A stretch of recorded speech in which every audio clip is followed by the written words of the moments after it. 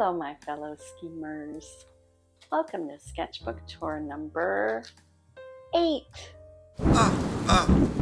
This sketchbook has been through the mill. I made this faux leather cover to give it some extra strength after I cut it apart and widened it. I have a lot of videos related to work I did in this sketchbook, so I'll link them below in the description. This one was Guardians of the Garden using watercolor, acrylic, and gel pen. This was potato stamping art and a little bird. I decided to stick these two together once I noticed how similar the color palette was. These were some paint doodles on old notebook paper that I glued in over an acrylic background. This was some quick doodles of a graveyard golem, a little figure I have from my crafting days. A sheep with a spatula and a cup of coffee. I had an idea to do that, and then I just filled in some more sheep doodles. No comment. I went to see the new Indiana Jones movie with my kids. That was a lot of fun. And Carlos Alcaraz won Wimbledon. Next gen dominated. This was a really fun tennis match. We lost power and had to rush across town to watch it. I checked out this website with this artist. His looked really cool. Check him out if you're interested. But he called them Carrots with Attitude, quick sketches of people. I couldn't really get them to look cool like his did. These were inspired by washi tape. And I really liked this koi, and I stuck with that for a while. And this one I put down old book paper, and I really like the texture and the look I was able to get. I'd like to explore that technique further. You'll see I do another koi in a bit. This was from a photo I took that I really liked of an old Monopoly token and a knight. These were fun. I made various faces, some very, very loose and experimental, I guess. And then I put them behind this stone wall to put them in sketchbook jail.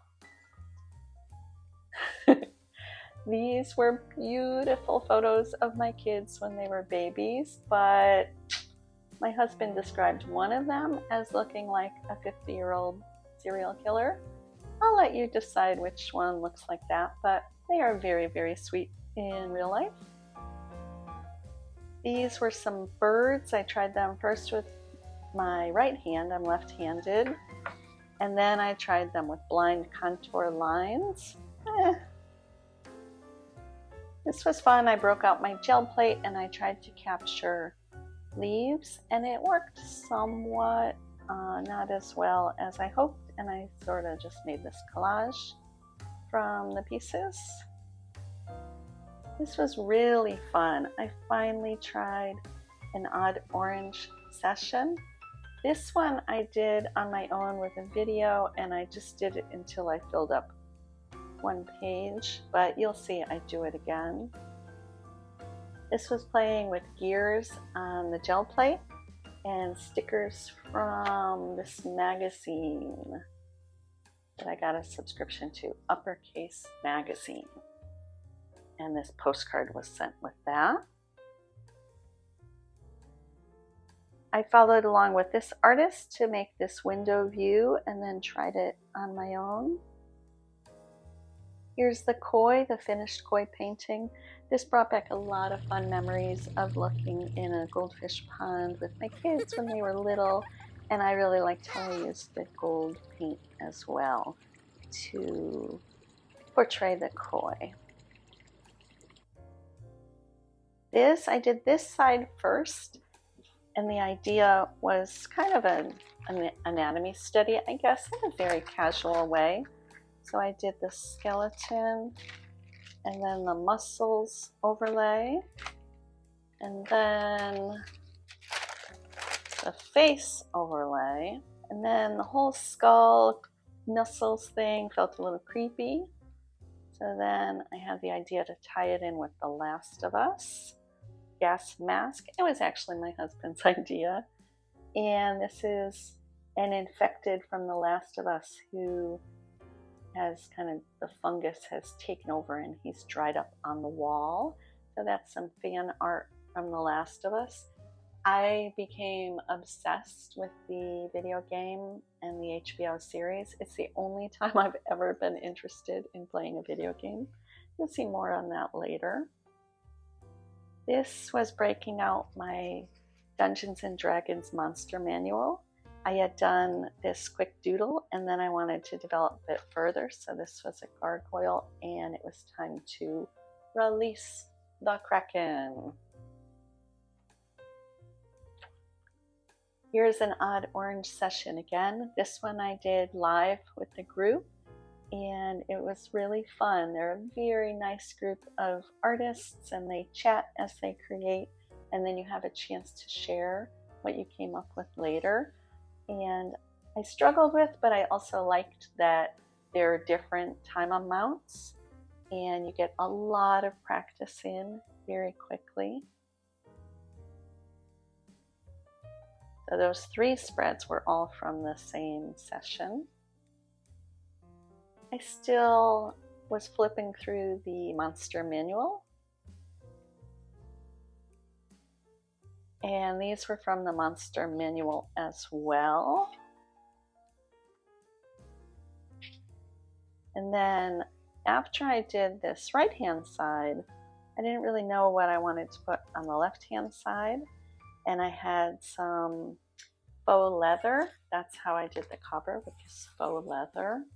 So I made this text element, "Here be monsters," which is an expression from the very olden days, unexplored areas.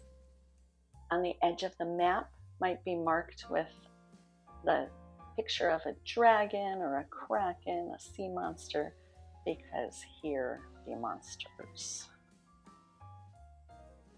This was fun. I joined an urban sketching group with a friend and we went down to this historic house in New Haven and sketched and shared, and we went out with our husbands for lunch afterwards. So it was a really fun experience, but I didn't really like how my depictions came out. And then here is more of my obsession of The Last of Us.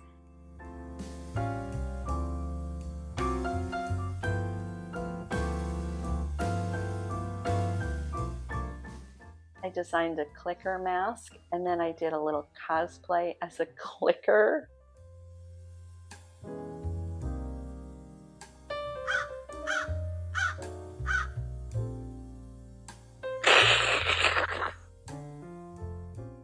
This was totally outside of my comfort zone to make a video related to that, and I think I will also wear it for Halloween.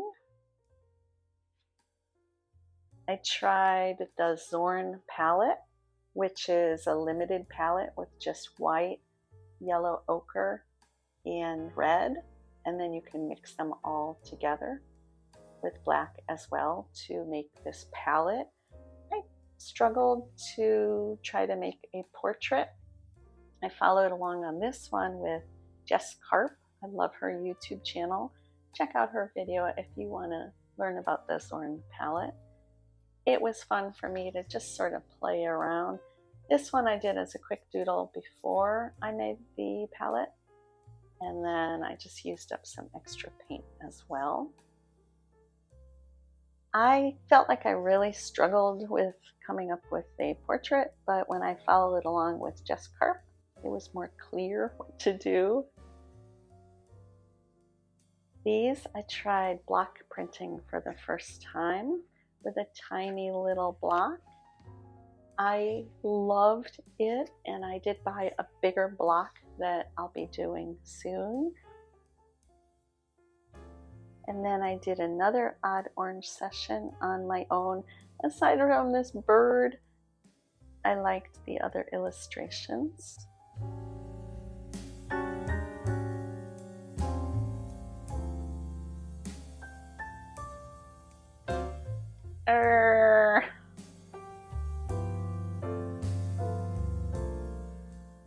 And then I loved these. These were all inspired by gable stones I had taken pictures of during a quick trip to Amsterdam in 2010.